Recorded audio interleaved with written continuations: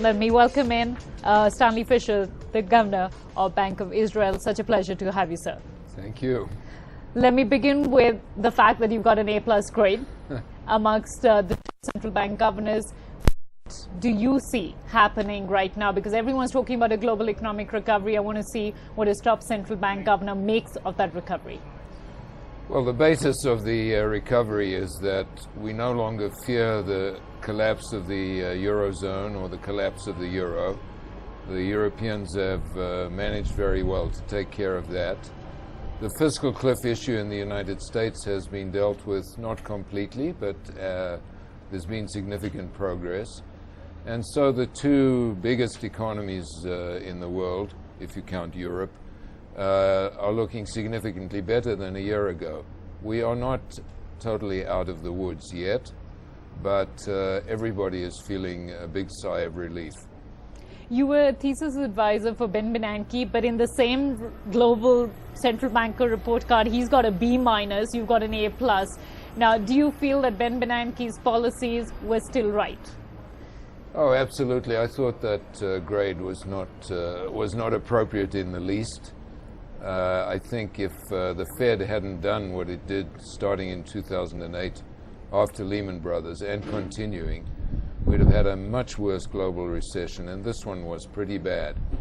But the innovative methods that were used by the Fed and by other central banks really made a difference. The central bankers learned from the 1930s, and we're the beneficiary of that.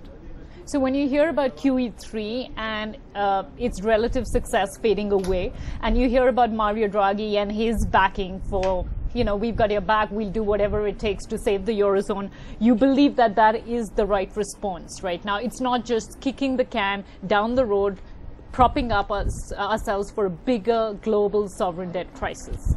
I don't believe we're heading for a bigger sovereign debt crisis. I think we've prevented a much bigger recession.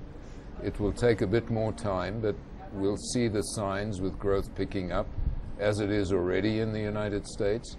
And at some point, inflation will raise its head, and then they'll go into reverse. So far, they've been buying up assets, and then they'll start selling assets, and interest rates will go up, and they can stabilize the situation. So I don't think that all the naysayers and doomsayers are correct.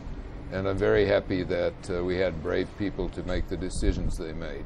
Okay, it certainly was out-of-the-box thinking. You yourself did things well in advance of the crisis. So you cut rates aggressively around 2008. Then you started hiking them in Israel. And then you started cutting them recently. Now, that recent bit of cutting rates seems to suggest that you are worried about the recovery. You want to aid businesses to do better in this environment.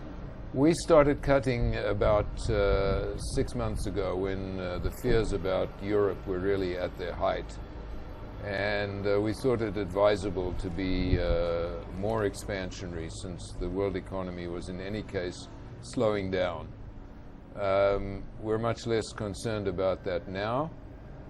Our inflation rate is down, so we don't absolutely have to raise interest rates. And we're in a situation which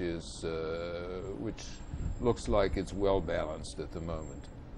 In India, I understand it's a very different picture because we've got high inflation, we've got a slower growth, at least we've sub 6%. For many countries that's high growth, but for India it's slow growth. And then you have a problem in terms of the fiscal deficit and the budget.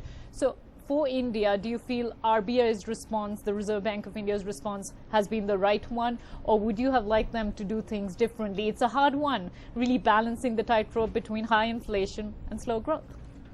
Yeah, it's a very tough balance for anybody to strike.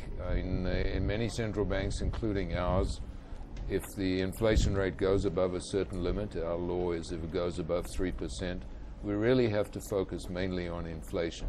That may not be appropriate for all countries, and it's not my job to spend my time reviewing Indian monetary policy to see how it should have been done. I know Mr. Subbarao. I like him and I respect him, and I don't want to get into India's policy issues at the moment or in public. That's not my job. Okay, but the larger sense you feel has been that QE3 has worked. Can I get that as a yes and a no answer? QE3 has worked? Well, we don't like giving yes and no answers, but the answer is yes. Okay, and do you see the global economy much better in the next 3 years? Do you see, what kind of growth do you see for the global economy? Well, if we don't have some fresh disturbance, and things always happen, but assuming nothing drastic happens anywhere, no big something that causes oil prices to jump or some country to go into big recession, yes, we'll probably see rising growth. Okay, I want to talk about these big risks because they're close to where you are. One, the Arab Spring. What is your response to that? Because that could turn into a real problem. It's turned into a huge amount of political unrest and, of course, a massive amount of casualties as well. But that could again affect business, not only in terms of sentiment, but like you mentioned, oil prices. Yeah, well, the direct impact between what's happening so far and oil prices is not very large. The very unfortunate for everyone, especially the people involved, like the Syrian crisis, events are not having a major impact. Could something happen? Well, if you're a central bank, you always better think that something's going to happen and you better be ready to deal with it. Do I expect it with a very high probability? As long as things stay confined in the areas they have been, probably not. But we watch and we worry and we ask, what would we do if? And if you ask me what would we do if, I'm afraid I won't say. But if you're playing cautious and at least preparing for this, which I'm assuming someone in your position would, there's also conversation that Bank of Israel was raising cash and then raising the possibility that Iran is at the nuclear threshold. That's a single biggest global risk that people are talking about. What is your position as a central bank governor on Iran's nuclear capability and what that would do to global economies?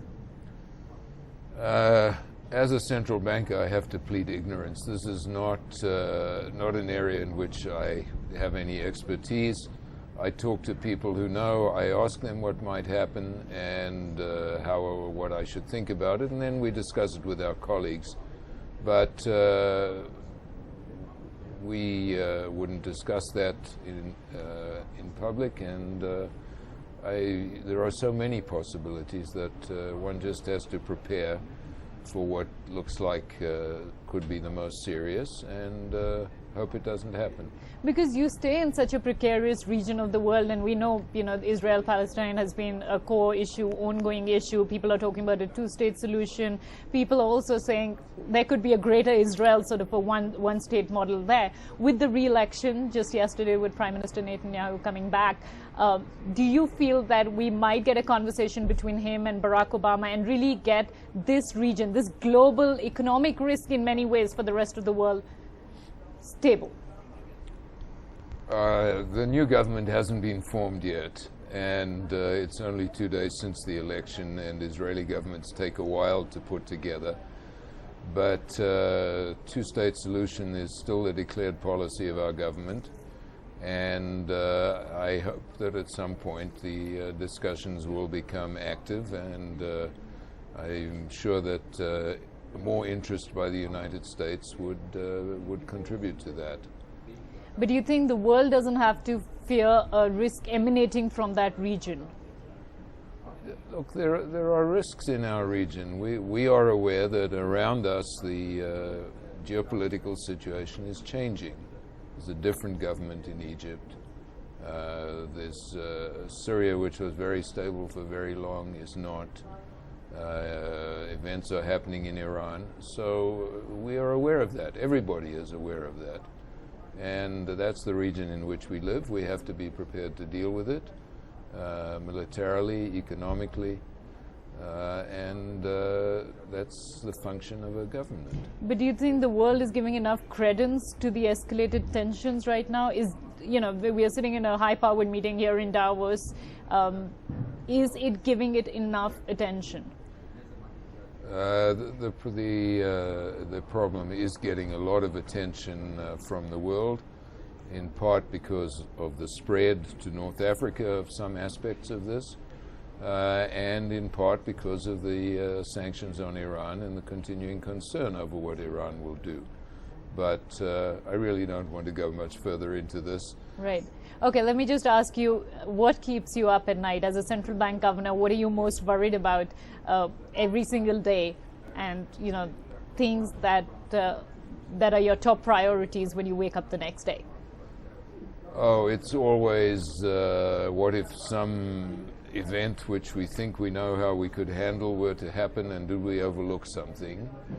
And what is it that we haven't thought about that may happen? I mean, the crises that one really worries about, like what happened in 2007, 2008, you had a nice view of the world, and all of a sudden one morning you wake up and you're already nervous, and then Lehman Brothers blows up and the world changes in one day.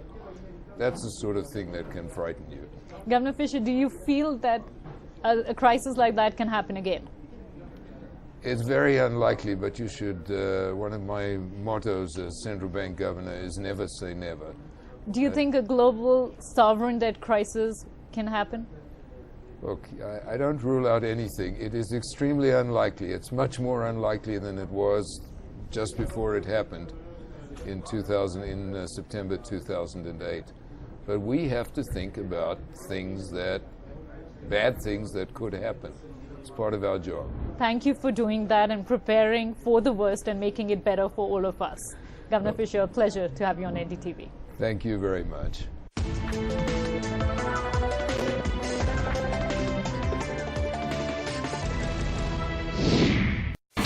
India's #1 news app just got even better. Download NDTV's new app. Fully optimized for retina display. Full screen view. Faster response time. And Sudoku. NDTV's new iPad app. Download now.